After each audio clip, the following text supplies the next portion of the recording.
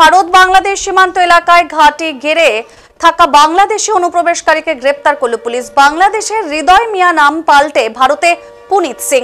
ভারতীয় নামে বাস করতেন ব্যাঙ্গালোরে। ভিন রাজ্যে বাংলাদেশিদের ধরপাকড় শুরু হওয়ার পরই মালদার ভারত বাংলাদেশি সীমান্তের মহিতপুর দিয়ে বাংলাদেশে পালানোর পথে ইংরেজবাজার থানার পুলিশের হাতে গ্রেপ্তার হয়েছেন বাংলাদেশি অনুপ্রবেশকারী। গোপন সূত্রে খবর পেয়ে অভিযান চালিয়ে একে গ্রেপ্তার করেছে পুলিশ। ধৃত বাংলাদেশিকে শনিবার 10 দিনের পুলিশি হেফাজতের আবেদনে মালদা জেলা আদালতে পেশ করা হয়েছে। ধৃত বাংলাদেশির নাম হৃদয় মিয়া, বয়স 20, বাড়ি বাংলাদেশের নারায়ণগঞ্জ জেলার সোনারগাঁও থানা এলাকায়। 5 বছর আগে সে ভারতে প্রবেশ করেছিল। জাল ভোটার কার্ড বানিয়ে ব্যাঙ্গালোরে শ্রমিকের কাজ করতেন।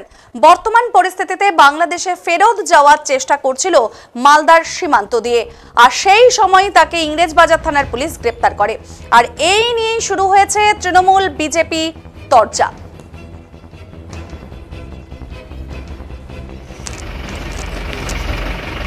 কোন জেলায় বাড়ি তোমার বাংলাদেশে?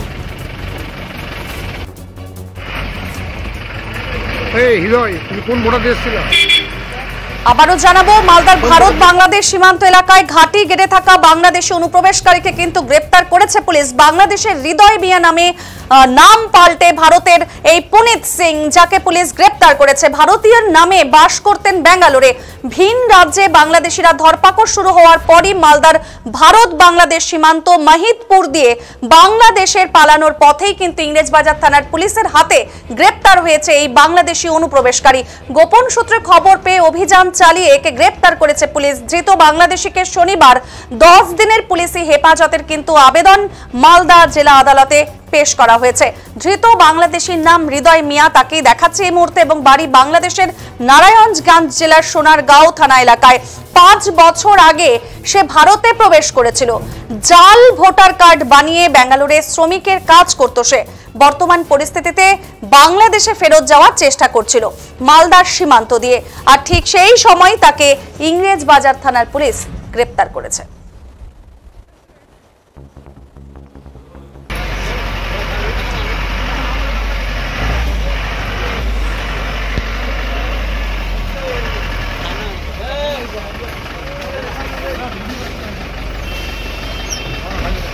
তোমার বাড়ি কোথায়? বাড়ি স্যার আমার বাড়ি বাংলাদেশ। স্যার বাংলাদেশের কোথায়? বাংলাদেশে কোন ভোটার দেশ ছিল? বিনা পাসপোর্ট এসছো? তুমি প্যান কার্ড বানিয়েছিল? প্যান কার্ড বাংলাদেশের কোথায় বাড়ি? বাংলাদেশের বাড়ি কোথায়? এই বাংলাদেশের কোথায়? জানি না স্যার। বাংলাদেশের কোথায় বাড়ি? কত? ওই পরিত নামে একটা প্যান কার্ড বানিয়েছিল? জি না, আমি কোনো কার্ড বানাই নাই স্যার। যাবো দেখি। কোন জেলায় বাড়ি বলো? বাংলাদেশের কোন জেলায় বাড়ি? কোন জেলায় বাড়ি তোমার বাংলাদেশের?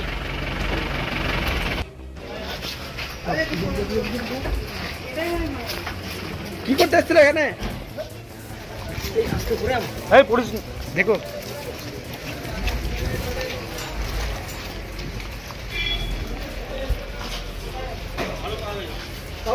কার্যত এই ঘটনা নিয়েই তৈরি হয়েছে রাজনৈতিক তরজা। এই বিষয়ে উত্তর মালদা জেলা বিজেপি সভাপতি প্রতাপ সিং এর অভিযোগ, শাসক দলের প্রচ্ছন্ন মদতেই এই রাজ্যের মাটি ব্যবহার করে অনুপ্রবেশ হয়। কি জানানো হয়েছে বিজেপির তরফ থেকে শোনাবো।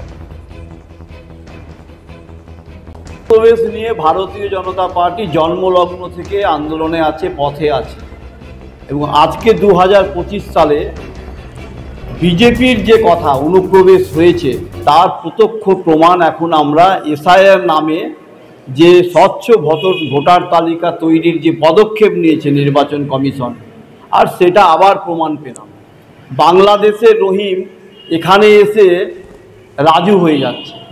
আবার যখন ধরপাকড় হচ্ছে, বাধ্য হয়ে ভয়ে তারা সত্যি কথাটা বলছে, এবং সমস্ত কিছু অনুপ্রবেশের কারীদের যা যা কাগজপত্র তার পীঠস্থান হয়েছে মালদা জেলার কালিয়াচক সহ, এবং এর পিছনে তৃণমূল কংগ্রেসের সমস্ত স্তরের নেতাদের প্রত্যক্ষ মদতে এটা সম্ভব হচ্ছে।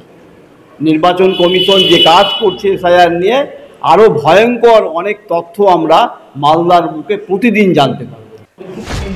অনুপ্রবেশ এ নিয়ে জেলা তৃণমূলের সহসভাপতি শুভময় বসুর দাবি, সীমান্ত পাহারা দেওয়ার দায়িত্ব কেন্দ্রীয় সরকারের নিয়ন্ত্রণাধীন বিএসএফ এর। আর যে বাংলাদেশিকে গ্রেপ্তার করেছে তাকে এই রাজ্যের পুলিশ গ্রেপ্তার করেছে। আওতাধীন বিএসএফ পশ্চিমবাংলায় যত অনুপ্রবেশ হচ্ছে তার জন্য দায়ী। রাজ্য সরকারকে কোনোভাবেই বিজেপি দায়ী করতে পারে না। বিজেপি নিজের শাসিত রাজ্যগুলো দেখুক, সেখানকার অনুপ্রবেশ তারা আটকাক। আর ইংলিশবাজার থানার পুলিশ, মালদা জেলার পুলিশ, পশ্চিমবাংলার পুলিশ এই বাংলাদেশিকে ধরেছে। সুতরাং কোনো বিদেশি নাগরিক যদি পশ্চিমবাংলায় লুকিয়ে থাকার চেষ্টা করে, পশ্চিমবাংলার পুলিশই তাদেরকে খুঁজে বের করবে এবং যথাযোগ্য শাস্তি দেবে। অমিত শাহ স্বরাষ্ট্রমন্ত্রীর আওতাধীন বিএসএফ